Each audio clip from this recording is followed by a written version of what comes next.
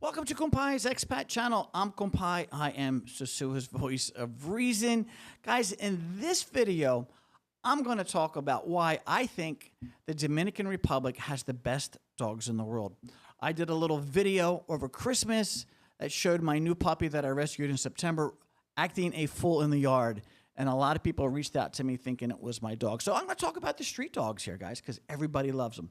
But guys, if you're thinking about coming to the Dominican Republic, have a look at my property, Casa de Compai, guys. All my videos are sponsored by my business, Casa de Compai. Basically, I have 10 condos for rent. What you're looking at is a 1-bedroom, 1.5 bath condo. I have 6 of these that look just like this with the lighting, 2 55-inch TVs, a full kitchen. There's a lot to my condos, guys.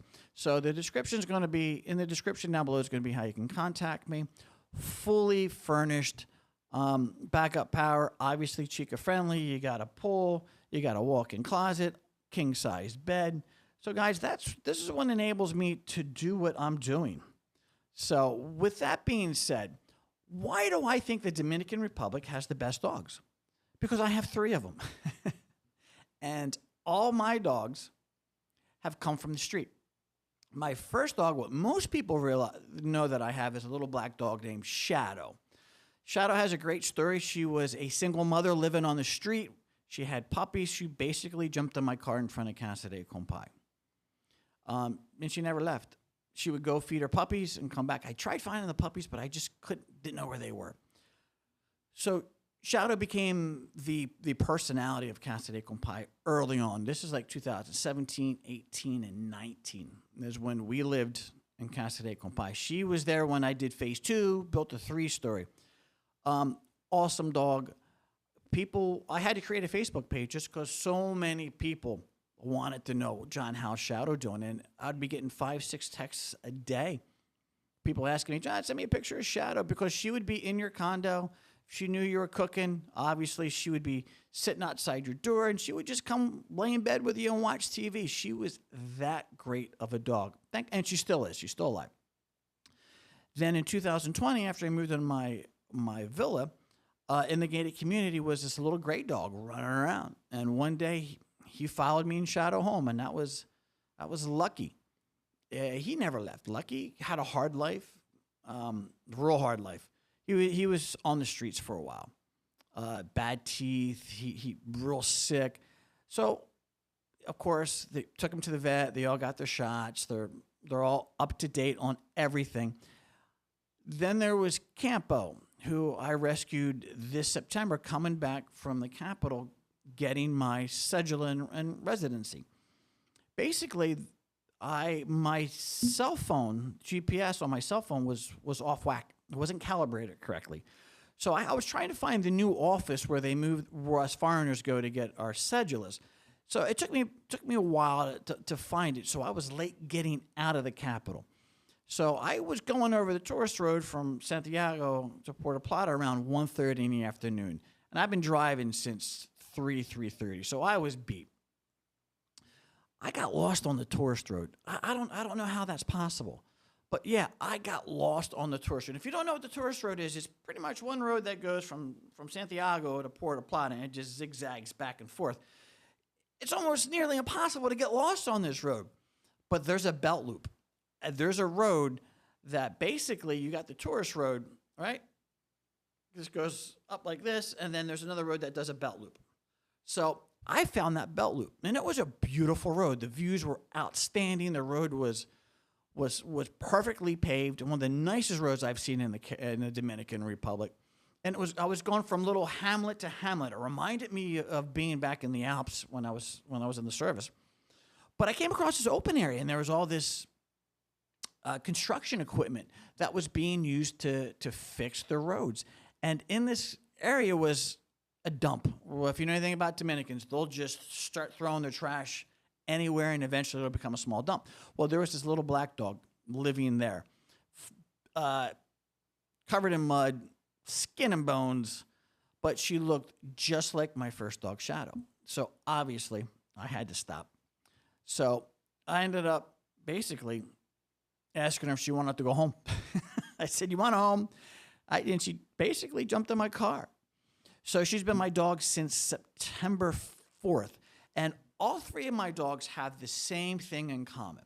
And I was trying to figure out, why do all the dogs have the same mentality, the same personality? Yeah, some of them, they all have their own different uniqueness, but there's a common thread that runs through all of them. The one thing that I found, there's a kindness to the street dogs.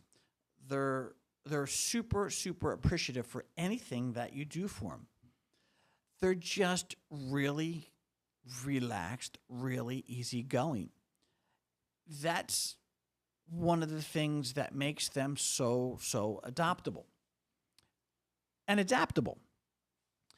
All three of my dogs, I never house trained. They just never did their business in the house. Even the puppy, Campo, the dog that I just rescued in September, she's only 7 months old. When I got her, she was still getting her adult teeth. But they just knew not to go in the house. And I've had dogs my whole life. My dad's a big dog guy.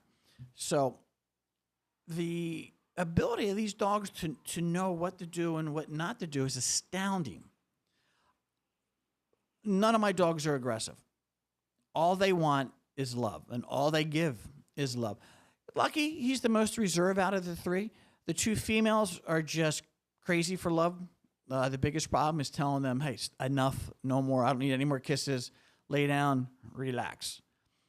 But that's the mentality, and that's how they come across. And I've talked to other people who have adopted the dogs down here.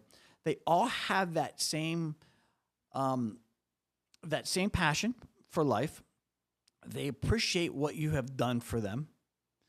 They're super gentle, super easygoing. Once they feel comfortable and they're in their element, they're great dogs. They are fantastic dogs. Why? And that's the question that I kept asking myself. Why? What I can figure out, what my theory is the dumb ones die.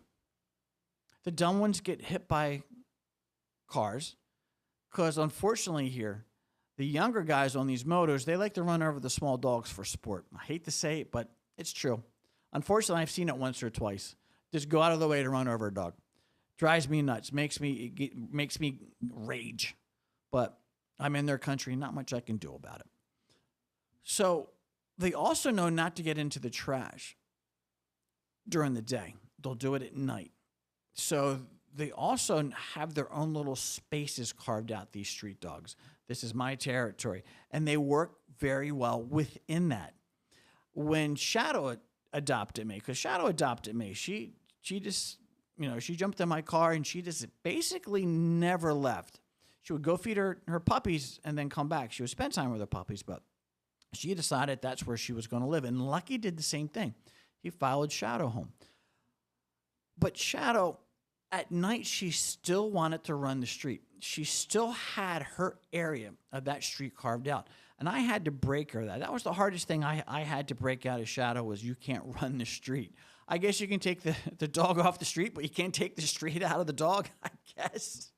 But yeah, that was the big thing. Once you get them out of that street mentality, if you want to say that, they are some of the most loyal, kind, trainable dogs I've ever met. I don't know if it's because a lot of them are mutts. There's not really a lot of full breeds running around here. Like I said, the dumb ones die. They get either killed for getting into the trash or they get run over. Happens all the time, unfortunately. So there's a certain mentality that even the dogs have down here. And I have seen it long enough, because you'll see dogs will adopt a condo complex.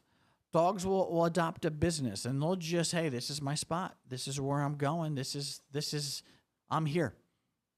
So that's what I think some of the reasons that the street dogs here in the Dominican Republic are some of the nicest in the world. They just have that character to them. They just have that desire to have that family, have that pack, and they just, when they have it, boy, are they the most happiest they are. My dogs just, they're the best dogs I've ever had. And I thought Shadow was just unique. And then when Lucky came 4 years later, he was the same way, totally different dog. You know, they're not all exactly the same. Totally different dog. He behaved different, but his core personalities were exactly the same that Shadow had, the same personalities that I talked about earlier. And the puppy, now I'm seeing how the puppy comes along, because Shadow and Lucky were both adults. They were at least 1.5 to 2 years old when they, well, Shadow was about 1.5 years. Lucky was probably about 5 years old when he adopted May. So now I'm seeing how the puppy grows. And I'm seeing the same kind of personality that the puppy has that the two other ones have. And they're different breeds. They're the different parts of the country they come from. You know, it's not like they're from the same barrio where, you know, there's no commonality in them other than the fact that they're from this country. So yeah, it's interesting watching how they transform. So guys, if you're thinking about getting a dog on your way home, adopting a dog down here, great dogs down here. I love the dogs down here.